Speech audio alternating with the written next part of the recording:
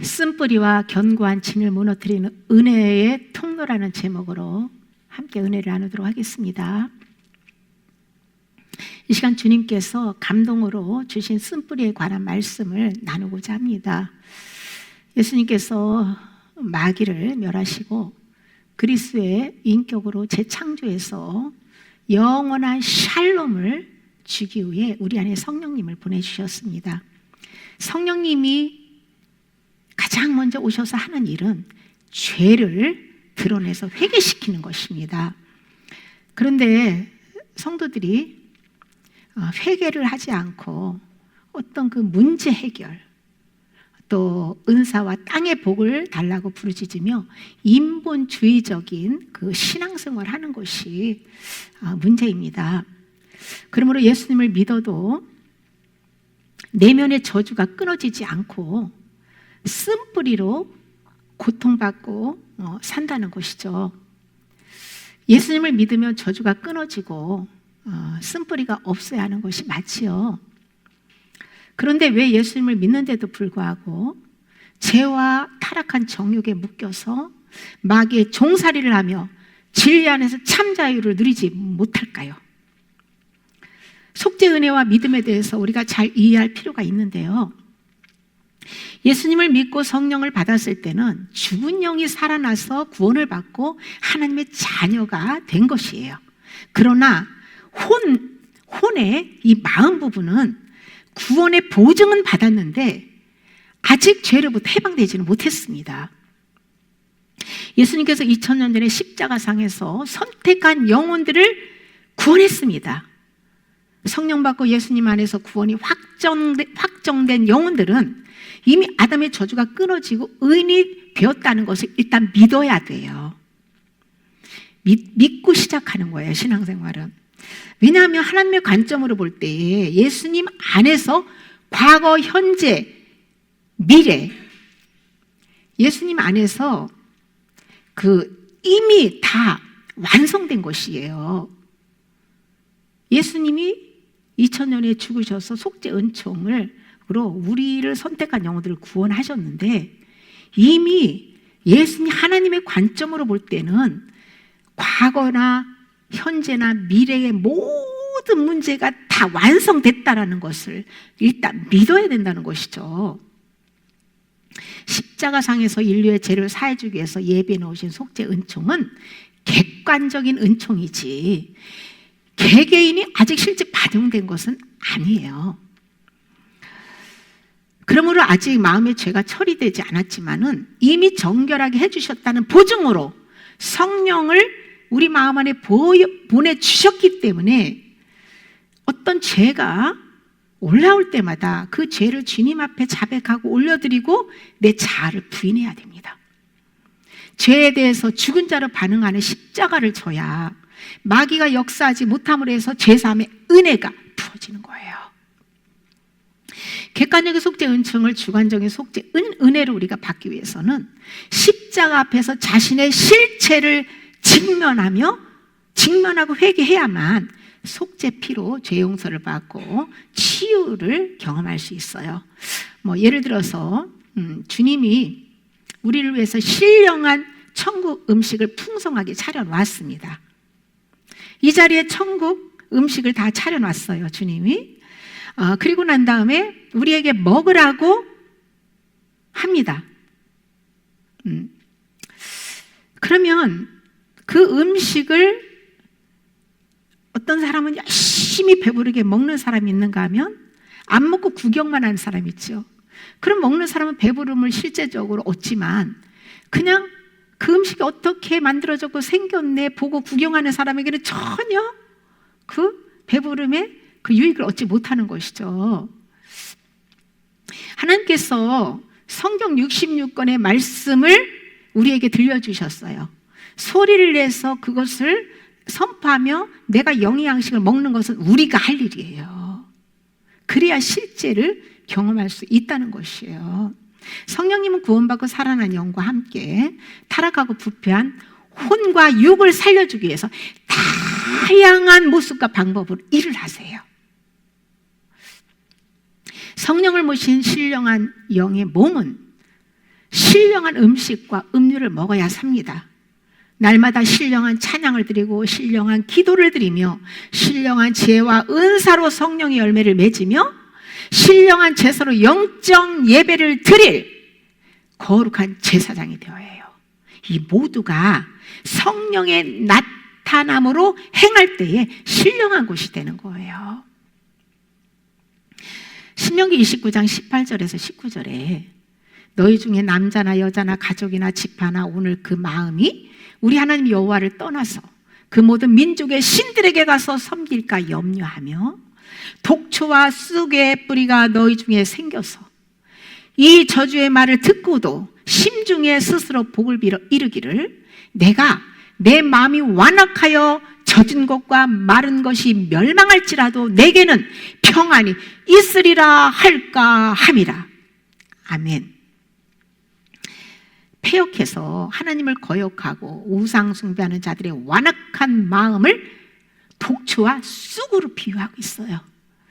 독성이 강하고 쓴맛을 내는 독초와 쑥의 뿌리가 마음에 생겼다는 것은 마귀가 마음에 뿌리를 내리고 지배하고 있다는 거예요. 번식력이 강한 독초와 쑥의 뿌리가 박힌 사람들은 만나는 사람들에게 또는 교회 공동체의 죄의 독을 퍼뜨려서 영을 죽입니다.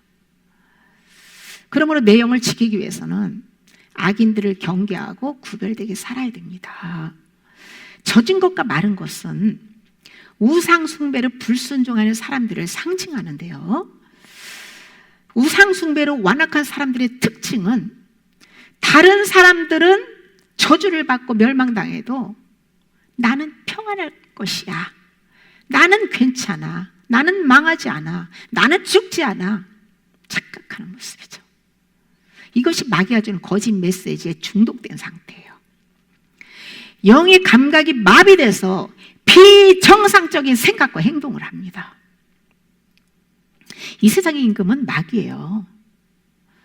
마귀가 악인들에게 복을 주어서 그들이 더 잘 되게, 더 잘 먹고 잘 살게 도와줍니다. 하나님의 통치는 우리 영혼 안에서 지금 이루어지고 있는 거예요. 성령의 통치를 받는 영혼들이 연결해서 하나님 나라가 확장되는 거지, 육에 보이는 육의 땅에 지금은 세상 신이 다스리지 주님이 통치하는 나라는 아니에요. 우리 마음 안에서 하나님 나라가 이루어지고 나면 하나님이 정한 시간에 됐을 때에 이 세상이 하나님이 말씀으로 심판하시거나 천년 그리스도 왕국이 될 때 비로소 이 세상 물질계가 천년 동안 그리스도가 다스리는 하나님 나라죠. 이것을 우리가 알아야 돼요. 그런데 그래서 악인들은 마귀가 주는 복을 받아서 잘 먹고 잘 사는데요, 그들의 마지막은 비참하다는 것이죠. 의인은 고난이 많지만 영원한 행복이 보장됩니다. 그러나 악인들은 항상 평안하고 재물은 날로 늘어가지만 하나님이 정한 시간이 되면 순식간에 멸망한다라고 아삽 선지자가 증언하고 있어요. 하나님을 믿는 사람들 중에 우상 숭배로 귀신에게 제사하는 사람들을 향해서 신명기 32장 33절에 그들의 포도주는 뱀의 독이요 독사의 맹독이라고 증언해요. 포도주는요 마음을 즐겁게 해주는 거라고 성경에서 말씀하고 있거든요. 그런데 우상 숭배하는 사람들의 마음을 기쁘게 해주는 것은 세상의 정욕적인 것들로부터 오는 쾌락의 포도주인데 그것은 사단이 주는 독이라는 거예요.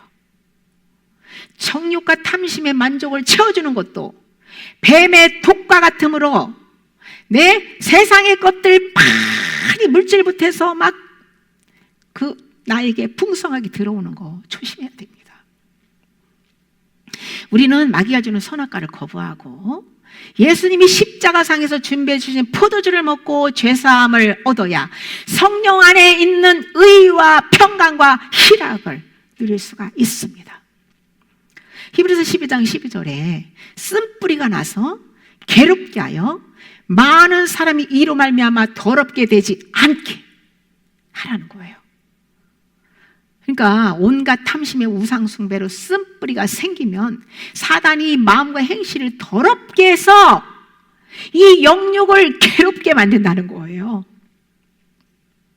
예수님께서 모든 탐심을 물리치라고 하셨죠. 바울은 탐심은 우상 숭배다라고 했죠. 사도 요한은 자녀들아 우상 숭배를 멀리하라고 권하고 있잖아요. 세상 사람들의 우상은 무엇입니까? 은과 금이라고 시편에서 증언하고 있어요. 믿는 사람들마저도 돈을 사랑하고 재물과 하나님을 겸하여 섬김을 해서 저주에 묶여져 살고 있어요. 디모데전서 6장 10절에 돈을 사랑하며 일만하게 뿌리가 되나니 이것을 탐내는 자들은 미혹을 받아 믿음에서 떠나 많은 근심으로써 자기를 찔렀도다. 돈을 사랑하는 것이요, 돈을 탐내는 것을 의미해요. 사랑이 탐내는 거예요. 탐심이에요. 돈 자체가 죄가 아니라 내 필요 이상으로 욕심을 부리는 게 문제예요. 돈을 탐하고 살면 믿음에서 떠나게 되는 것이 가장 큰 무서운 것입니다. 믿음에서 떠난다는 거예요. 탐욕이 일만하게 뿌리가 된다는 것은 모든 죄는 탐욕으로부터 비롯됐다는 거예요. 죄를 비롯해서 애정과 욕망, 세상의 모든 것들을 주님보다 사랑하고 거기에 마음을 빼앗겨서 다니게 되면 결국은 마귀에게 미혹을 받아서 믿음에서 떠나서 믿음의 길에서 탈선해서 멸망당하게 된다는 거예요. 히브리서 기자는 예수님께서 언제나 믿는 사람들과 함께 하시기 때문에 돈을 사랑하지 말고 있는 바 족한 줄 알아 라고 말씀하세요.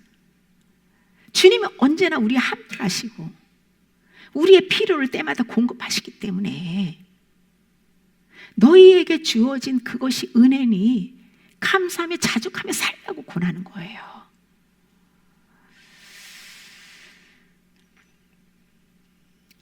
우리는 예수님을 가장 사랑하면서 주님 안에서 먹고 입고 마시고 누리며 범사에 감사하고 항상 기뻐하는 영적 예배의 삶을 살아야 돼요.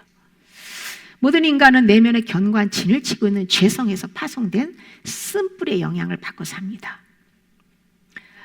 쓴뿌리는 여러 가지의 원인이 있지만 결국 자아를 사랑함으로 인해서 상처와 돈을 사랑함으로 인한 우상 숭배로 어둠을 끌어들인 거예요. 또한 쓴뿌리의 원인은 시편 107편 10절에서 11절에 사람이 흑암과 사망의 그늘에 앉아서 공과 쇠사슬에 매임은 하나님의 말씀을 거역하고 지존자의 뜻을 멸시했기 때문이라고 증언하고 있어요. 하나님의 말씀을 듣지 않고 불순종함으로 인해서 내면에 쓴뿌리가 생겼다는 거예요. 그러므로 쓴뿌리를 제거하기 위해서는 하나님의 말씀을 듣고 마음에 새겨서 기회가 주어질 때마다 그 새긴 말씀을 기억해서 그 말씀에 순종해야 되는 거예요. 우리 살아난 영이 성령님과 함께 타락하고 부패한 이 혼 마음을 회개로 점령해 가야만 마귀의 쓴뿌리가 뽑아지고 자의심의 견고한 진도 무너지는 겁니다. 자기 사랑하는 게 가장 큰 문제예요. 이것은 많은 시간 연단받으면서 꾸준한 회개로 대가 지불을 하는 가운데 쓴뿌리가 뽑아지고 이 자의심도 이제는 내가 죽고 예수님만 사랑하는 그런 마음으로 바뀌어진 은혜가 부어지죠. 부모로부터 흐르는 저주가 있어요. 그런데 그 부모로부터 내려오는 저주가 누구에게 가냐? 같은 부모하고 성격이 같은 자녀에게 영전이로 쓴뿌리가 생깁니다. 그러니까 나쁜 성격이나 악습들 또 고질병들이 저주가 내려갑니다. 저희 엄마도 53세에 돌아가셨어요. 고혈압으로 쓰러져서 바로 이게 터져서 바로 돌아가셨는데요. 그러면서 저희 자녀들 오형제가 다 고혈압이 내려왔어요. 그래서 작년 9월 달에는 미국에 사는 둘째 언니가 뇌출혈로 쓰러져서 바로 뇌사 상태에서 그렇게 이제 또 죽고, 그리고 이제 나머지 또 세 형제들이 다 고혈압 약을 복용하고 있어요. 그래서 저도 고혈압이 높은 것을 체크했을 때 증상이 나타나고 알게 되고 나서 제가 고혈압에 관한 저주를 끊는 말씀소리로 해결을 했어요. 그러고 나서 아주 그냥 확 떨어져서 지금은 거의 이상 없이 치유받고 정말 자유롭게 되었거든요. 예를 들어서 이런 경우가 있어요. 아버지가 분노의 영이 잡혀서 그 쓴뿌리 내서 아주 그냥 폭행을 하고 집안을 그냥 지옥으로 만들고 자식들을 때리고 막 그렇게 하다가 죽었어요. 그러면 딱 죽으면요, 영혼이 육체에서 이탈하는 동시에 쓴뿌리, 그 박혀있는 쓴뿌리와 저주 영이 분리가 딱 됩니다. 그때의 그 귀신은 멀리 가지 않아요. 그 집안에 그 영의 저주가 흐르기 때문에 멀리 가지 않고 그 아버지하고 비슷한 성격을 가진, 그것도 분노가 많은 자녀에게 들어간다는 사실을 알아야 돼요. 그 자녀는, 아버지는 분노가 많은데 자녀는 온유했어요. 그러면 그 온유한 자식에게는 안 가요. 분노가 많은 자식에 똑같은 파장이 맞아야 들어가는 거예요. 부모의 저주가 흐를 때 그 저주를 끌어안고 고통받으며 사느냐, 아니면 예수님을 믿음으로 끊고 자유롭게 사느냐 하는 선택은 나에게 달렸습니다. 주님 안에서는 모든 걸 다 해결할 수 있어요. 네, 주님은 능치 못할 일이 없는 전능하신 분이에요. 우리를 마귀에서 해방시켜주러 오신 거예요. 죄에서 해방시켜주러 주님이 오신 거예요. 믿음이 문제예요.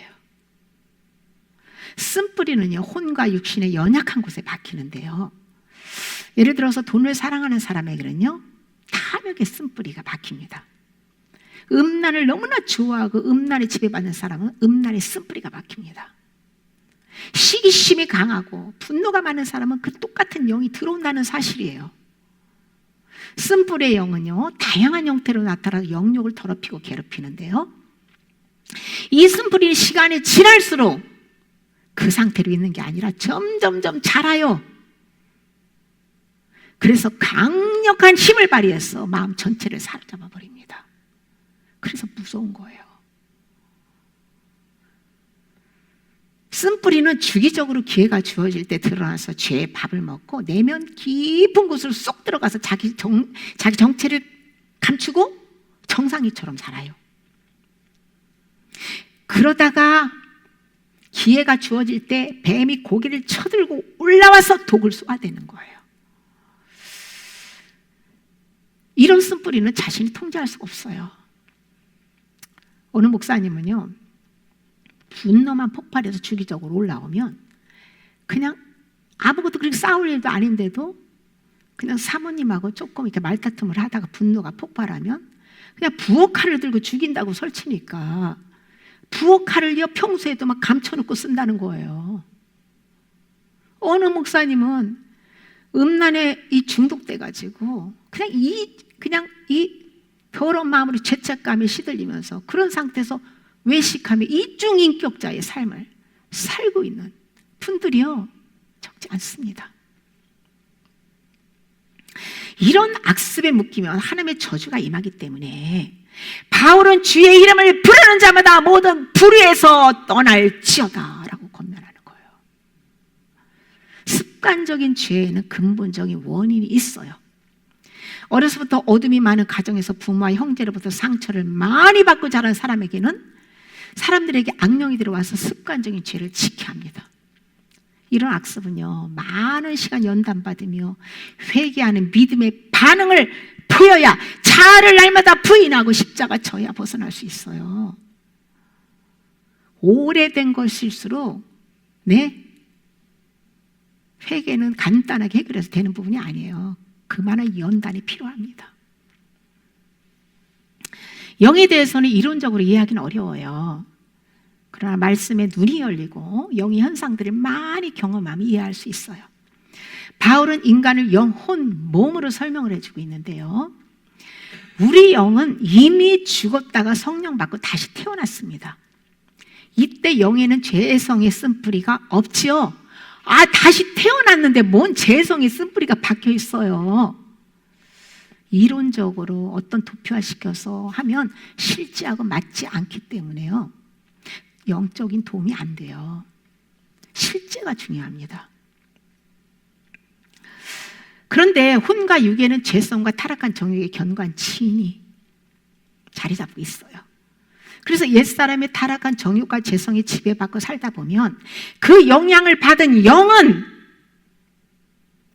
죄짓는 혼과 육의 영향을 받은 영은 약해지고 또 잠이 들고 거기서 더 깨어나지 않으면 죽을 수도 있다는 사실을 알아야 돼요. 그래서 영이 잠자거나 죽지 않도록 지속적인 그 말씀과 기도로 혼적 생명을 죽이는 회개로 영을 강화시켜야 합니다. 바울은 성령을 소멸치 말라고 권하고 있어요. 한 번 고는 영원한 구원이 아니고 범죄하는 자는 누구든지 생명책에서 이름을 지우겠다라고 하나님께서 모세를 통해서 말씀해 주고 있어요. 그러므로 깨어 두렵고 떨림으로 구원을 이루어가야 우리는 천국문에 완주할 수 있습니다. 거짓의 영이 무서운 것은 자신의 정체를 숨기기 위해 계속 거짓말로 자기를 기만하여서 문제의 원인을 모르게 해요. 그렇게 숨기고 습관화된 죄를 밖으로 드러날 경우에는 어떻게 합니까? 또 숨기기 위해서 합리화시키고, 그래서 계속 꼭꼭 숨어라, 머리카락 보인다, 쓴뿌리의 영을 보호해 줍니다. 어쩌다가 말씀이 상처를 딱 건드리면 시험 들어요. 그래서 빛을 펴서 더 어두운 속으로 숨어 들어가요. 이런 것들 부인해야 됩니다. 이런 영혼들은 용기 있게 죄를 직면하고 용기 있게 내면을 드러내지 않으면 치유가 어렵습니다. 시편 기자는 정직한 자들에게는 흑암 중에도 빛이 일어난다라고 증언했어요. 우리 영혼이 죄로 흑암 속에 있어도 정직하게 성령님께 죄를 자백하고 어둠을 폭로시키면 빛 가운데로 나올 수 있다는 거예요. 에베소 5장 13절에 책망을 받는 모든 것은 빛으로 말미암아 드러나나니 드러나는 것마다 빛이니라. 빛이 무엇입니까? 빛은 예수 그리스도예요. 예수 그리스도의 그 음성, 성령이 들려주는 말씀이 빛이죠. 죄인이 하나님 앞에 설 때는 책망을 받고 회개를 해야 합니다. 어디에서 책망을 받을까요? 우리가 십자가 앞에 서야 발가벗겨지고 감춰진 죄가 드러납니다. 거기에서 회개가 시작되고요, 하나님의 의가 나타나는 거예요. 말씀의 빛으로 어둠에 속한 죄악을 책망하고 드러내야만 빛의 열매를 맺을 수가 있어요. 빛의 열매는 어두운 행실의 실체를 폭로합니다. 그래서 더 빛 가운데로 나와서 회개시켜서 빛의 열매를 맺게 하시는 거예요. 성령님께서 죄에 대해서, 의에 대해서, 세상에 대해서 심판에 대해서 세상을 책망하신다고 하셨죠? 이 심판에 대해서 세상을 책망한다는 거, 우리가 세상의 영에 묶여가지고 세상 육신의 정이 안무 이생의 자랑에 쩔어가지고 살기 때문에 심판하신다는 거예요. 회개시키기 위해서. 그래서 어둠 속에는 내 죄를 빛 앞으로 다 드러내시는 거예요. 그 죄를 내가 깨닫고 인정해야 회개를 할 수 있기 때문에, 그러므로 책망받고 회개하는 것마다 빛의 열매를 맺게 해주시는 거죠. 그런데 죄를 직면하기 두렵고 상처가 너무 아파서 마음 깊이 꼭꼭 싸두고 기억조차 지워버리려고 하는 사람들이 많은데요, 그러나 죄는 지워지지 않고요, 그 죄는 마귀의 밥이 돼서 더 강력하게 다른 곳까지 전염시켜가지고 더럽게 하고 괴롭게 하기 때문에 용기를 내서 감추지 말고 모든 은밀한 죄까지 드러내야 돼요. 모든 사람들은 죄인입니다. 예수님은 죄인을 회개시켜 구원시키러 오셨어요. 그러므로 성령이 임하시면 먼저 죄를 지적하시잖아요. 그때 내 이 실존을 발견하고 어찌할꼬 탄식하며 회개해야 되는데, 성령 받고 나서도 그렇게 죄의 실존 앞에, 십자가 앞에서 그 내 모습을 보지 않고 그 죄를 탄식하며 회개한 경험이 없다라고 한다면 속사람이 아직 거듭나지 않은 거예요. 속사람이 거듭나기 위한 좋은 방법은요, 성경 소리내서 읽는 거예요. 말씀에 빛 앞에 죄가 노출되고 그 죄를 인정하고 시인할 때 회개할 수 있기 때문이에요. 그냥 성경만 소리내서 읽기만 하면 되는 건 아니에요. 빛을 받고 회개하라는 거예요. 교만과 탐욕과 음란과 거짓과 태만과 질투, 포악, 아집, 여러 가지 언어장애, 성격장애, 온갖 중독, 애정과 욕망의 묶임 등 이 모든 죄는 예수님 믿고 회개해서 주님을 주인으로 모실 때에 성령의 능력으로 해결받을 줄 믿습니다. 고린도서 10장 4절에서 5절에 우리의 싸우는 무기는 육신에 속한 것이 아니요 오직 어떤 견고한 진을 무너뜨리는 하나님의 능력이라. 모든 이론을 무너뜨리며 하나님 아는 것을 대적하여 높아진 것을 다 무너뜨리고 모든 생각을 사로잡아 그리스도에게 복종하게 하니. 아멘. 우리가 싸우기에 지닌 무기는 하나님께 속한 것인데요, 이 무기는 아무리 견고한 진이라 할지라도 하나님의 무기로 강력하게, 하나님 무기가 강력하기 때문에 그 모든 것을 파괴할 수 있어요. 그러니까 질그릇 하나를 철장 권세로 파쇄할 수 있는 능력이죠. 네? 모든 이론은 인간의 모든 생각과 도모, 사고를 총칭하는 말인데요, 여기 본절에서는 거짓 사도들의 허황된 이론이나 궤변을 뜻하기도 합니다. 성령의 능력은 참 복음을 대적하고 스스로 교만하에 높아진 것을 다 무너뜨린다는 거예요. 생명이 없는 모든 이론과 육신의 생각들이 마귀의 밥이에요. 하나님을 대적합니다. 이것들은요, 시간이 지날수록 점점 자라고 신념화돼서 그 불순종으로 이어지게 되는 거예요. 이런 분들이 종교 생활하잖아요. 자기는 구원은 따놓은 당상이라고 착각하면서 생명력 있는 말씀으로 생명이 없는 죽은 지식들 다 무너뜨려야 합니다. 성령이 영으로 먹여주는 진리만 신령한 양식입니다. 내가 머리로 배워서 알고 있는 지식은 이론에 불과한 거예요. 죽은 지식입니다. 이론은요, 하나님을 경험적으로 아는 믿음이 아니에요. 하나님의 무기로 싸우는 목적은요, 적대자들을 그리스도에게 복종시키기 위함이에요. 그리스도의 온유와 관용으로 악인을 굴복시켜서 구원으로 이끈다는 거예요. 선으로 악을 이기는 거예요. 1차적으로 내 안에 이론으로만 알고 있는 성경 지식으로 교만하게 하는 나를 성령의 능력으로 그리스도께 복종시켜야 합니다. 그리고 그 다음에 거짓의 영에 속아서 종교 생활하는 사람들을 성령의 능력으로 그리스도께로 인도해야 돼요. 성령의 능력은 내가 죽고 그리스도를 살 때 강력하게 나타납니다. 할렐루야. 지속적으로 회개하는 가운데 마음의 땅을 기경해서 내 생각을 파버리고 말씀을 심고 싹이 난 믿음에서 꽃이 피고 그리고 열매를 맺어야 돼요. 쓴뿌리는 진리를 왜곡시키고 하나님과 이웃을 사랑하지 못하게 합니다. 그러므로 근본적인 제대로 회개해야 구원에 이를 수가 있는 거예요. 옛사람이 죽어야 쓴뿌리가 뽑아지고 결국 자의심이라는 견고한 진이 무너지고 주님이 그 자리에 왕으로 자정하셔서 영광 받으십니다. 내가 죽어야 미움도 원망도 상처와 아픔도 사라지고 원수까지 사랑하고 항상 기뻐하고 감사한 마음으로 바뀌는 그런 은혜를 받게 돼요. 쓴뿌리와 견고한 진을 무너뜨리는 가장 빠른 방법이 말씀 소리로 회개하는 것이라고 말씀드렸죠. 이것이 가장 쉽고 은혜를 회개하는 가장 좋은 방법이에요. 왜냐하면 성경을 소리내서 읽을 때 빛이 임하게 되고 이때 회개할 죄를 깨닫고 속죄 은혜를 구하기 때문이에요.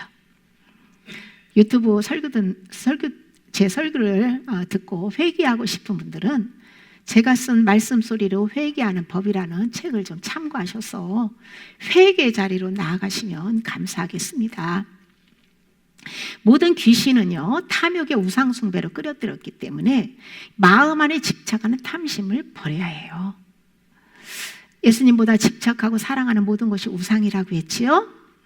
세상 사랑하는 것들과 애정과 욕망의 소유권을 하나님 앞에 드리고 자녀를 대할 때도 예수님을 중보자로 세워야 아가페 사랑을 경험할 수 있어요. 내 안에 쌓인 아담의 소유를 버리고 주님의 말씀으로 채우고 기억할수록 성령의 통치를 받으며 천국을 누리게 됩니다. 우리가 알아야 할 것은요, 회개는 한두 번 해서 모든 죄가 깨끗이 해결받는 것이 아니에요. 예수님은 십자가상에서 단번에 이루셨지만 우리는 죽어야 될 죄가 수도 없이 많기 때문에 광야 연단을 받으며 지속적인 회개를 하고 내려놔야 합니다.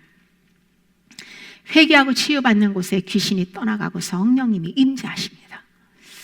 하나님께서는 속죄 은총으로 모든 저주를 끊어주기 위해 징계로 회개시키는데요, 그렇게 해서 연단 받은 자들에게 의와 평강과 이 평강과 이 선한 아름다운 열매들을 맺게 하십니다.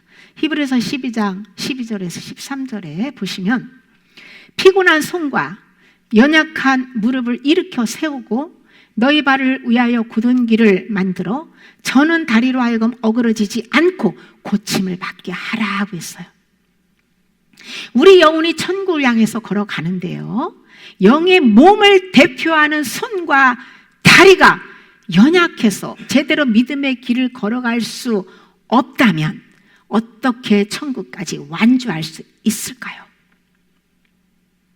먼저 영혼의 피곤한 손과 연약한 다리를 고침받기 위해서 내 앞에 길을 가로막고 있는 죄와 우상들을 제거하는 회개부터 해야 합니다. 주님께서 이 세대가 마귀의 미혹을 받아서 하나님의 음성을 듣고도 완고하여 믿지 않음으로 해서 내 길을 알지 못한다고 했어요. 믿음의 참 복음으로 걸어가는 그 주님을 만나고 주님과 함께 갈 수 있는 이 길을 모른다는 거예요. 주의 길을 알기 위해서는요, 성경을 소리내서 읽으며 영의 양식을 먹어야 해요. 말씀도 모르는데 모르는 사람이 어떻게 천국 가는 길을 압니까? 하나님께서 이스라엘 백성들을 선택해서 샘플로 천국은 어떻게 살면 가며 너희들이 선택받아서도 어떻게 살면 지옥에 가는지를 명확하게 보여주고 있어요. 이스라엘 백성들을 통해서 거울로 보여줬기 때문에 우리가 깨달으면 나는 지금 천국으로 제대로 가고 있구나, 나 지금 지옥으로 가고 있네? 알 수 있다는 것이에요. 신명기 18장에도 하나님의 말씀에 순종하면 복을 받고 불순종하면 저주를 받는 내용을 구체적으로 자세히 기록해 놓고 있어요. 하나님께서 사랑하는 자녀를 징계하고 연단해서 하나님의 거룩하심에 참여시켜 의와 평강의 열매를 맺도록 고든 길을 만들어라고 말씀하고 있죠. 고든 길은요, 똑바르고 장애물이 없는 평탄한 길이에요. 곱고 평탄한 길은 하나님이 축복하시는 의로운 길이에요. 이 길은 믿음의 주여 온전케 하시는 예수 그리스도를 바라다보고 정직하게 죄를 내려놓을 때 갈 수 있는 길이에요. 우리에게 믿음을 주시고 함께 성령님께서 우리와 함께 걸어가면서 믿음을 완성시켜 주시는 알파와 오메가 되시는 예수님을 바라다 볼 때에 의로운 길로 갈 수 있다는 것이에요.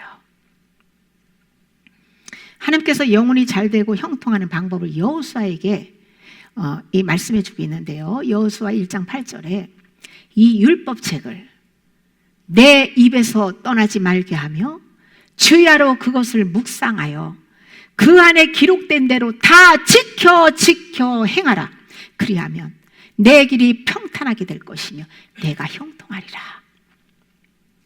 여기서는 율법책을요, 모세 오경인 토라에 국한시켰지만은 우리는 성령의 감동으로 기록한 성경 66권의 말씀으로 이해해야 돼요. 여기서 묵상은요, 히브리어 하가인데 소리를 내다는 의미예요. 성경을 소리내서 너희가 읽되 그 말씀을 입에서 떠나지 않게 하고 이 마음에 간직해서 순종해라는 거예요. 순종. 그리하면 영혼에 가는 길이 평탄하고 형통하게 될 것이다라고 말씀하는 거예요.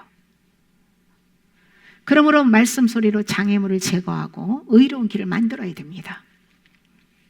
교만을 회개해서 겸손한 마음으로, 분노를 버리고 온유함으로, 탐욕을 버리고 선한 청지기로, 태만을 버리고 부지런하게, 거짓을 버리고 정직하게, 음란을 버리고 순결하고 거룩하게, 질투를 버리고 이웃을 내 몸과 같이 사랑하며, 그렇게 모든 장애물들을 제거하는 회개를 해야만 의로운 길로 걸어가서 영혼이, 심령이 시온의 대로가 된다는 거예요. 시온의 대로가 된 영혼이 예수님의 공중강림 때 주님을 신부가 돼서 휴거될 수 있는 거예요. 내 안에 쓴뿌리를 제거하고 자의심의 견고한 진을 무너뜨리기 위해서는 하나님의 말씀에 대한 신뢰와 인내가 필요합니다. 인내 없는 사람은 천국 못 가요. 도중에서 탈선합니다. 인내의 말씀을 지킨 자가 구원받는 거예요. 지키다라고 하면 또 내가 행한다라고 의미하는데, 말씀, 살아계신 생명의 말씀은 내 마음에 간직 사수하는 거예요. 간직 사수한 영혼이 기회가 좋을 때 성령께서 행할 수 있는 은혜를 부으시는 거예요. 먼저 깨달은 죄를 말씀 소리로 작정 회개하고 나서 하나님이 시험하기 위해서 펼쳐진 환경에서요, 내려놓는 믿음의 반응을 해서 합격해야 아름다운 열매를 맺을 수 있어요. 근데 하기까지는 했어요. 근데 하나님이 이제 시험을 이제 테스트를 하려고 하는데 거기서 안 내려놔요. 여전히 옛 습관처럼 옛 것을 붙잡고 있어. 그러면 그것도 종교 행위가 될 수 있는 거예요. 말씀 소리를 회개하는 것도 잘 이해하고 반영해야 됩니다. 이제는 영혼의 해가 되는 사탄 같은 달콤한 메시지 내려놔야 됩니다. 한국교회가 그동안 너무 많은 세월을 거짓 메시지에 쏟고 십자가 복음으로 살지 못하여서 영혼이 심각한 질병에 걸려서 신음하고 있어요. 육신의 보약을 먹을 때 쓰잖아요. 먹기 싫잖아요. 그처럼 성령님께 책망과 훈계의 말씀을 받으며 이렇게 징계의 채찍으로 이렇게 연단받을 때는 너무나 쓰고 힘들고 아프지만 거기에서 나를 내려놓고 믿음으로 순종만 하면 이 주님을 더 책망받고 훈계받고 연단받는 것은요, 영혼을 살리는 양약이 되는 거예요. 말씀으로 마음과 행실에 숨겨진 죄를 드러내줄 때마다 긍휼하심을 받고 때를 따라 돕는 은혜를 얻기 위해 은혜의 보좌 앞에 담대히 나아가야 될 줄 압니다. 은혜의 보좌는 속죄 은총을 베풀어 주신 왕 되신 예수 그리스도예요. 우리는 속죄 은총을 가지고 우리 안에 오신 그리스도의 영이신 성령님께 말씀으로 나아가야 합니다. 성령님은 진리의 영이에요. 예수 그리스도 안에서 말씀으로 깨닫고 말씀으로 회개하고 말씀으로 치유받고 말씀으로 선한 열매를 맺으며 성령님과 동행할 때에 예수님의 아름다운 형상으로 회복될 줄 믿습니다. 그러므로 연약한 죄에 걸려 넘어져도 죄책감으로 숨거나 낙심하지 말고 말씀을 선포하며 은혜의 보좌 앞으로 담대히 나갑시다. 어차피 주님은 우리가 죄로 넘어질 것을 아시고 용서해 주시기 또 위에 기다리고 계세요. 주님께 속마음을 토설하고 긍휼을 구하며 속죄의 피로 제사함과 평안을 주시기를 기뻐하세요. 더 이상 죄를 포장하거나 율법적인 행위로 나아가지 말고 정직하게 내 있는 모습 그대로로 용기를 내서 주님께 말씀 소리로 나아갈 때에 우리 안에 쓴뿌리와 견고한 진을 무너뜨리는 자유와 평안을 주실 줄 믿습니다. 할렐루야. 아멘.